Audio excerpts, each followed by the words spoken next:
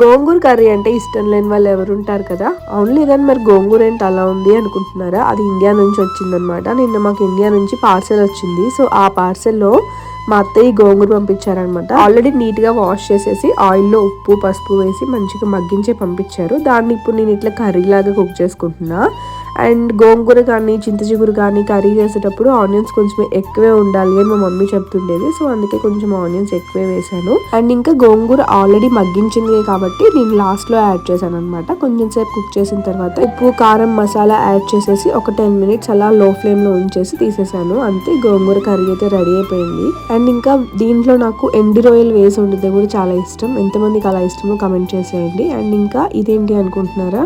గోంగూర curry కాదు, గోంగూర పచ్చడి కూడా ఫ్రెష్ గా వచ్చింది.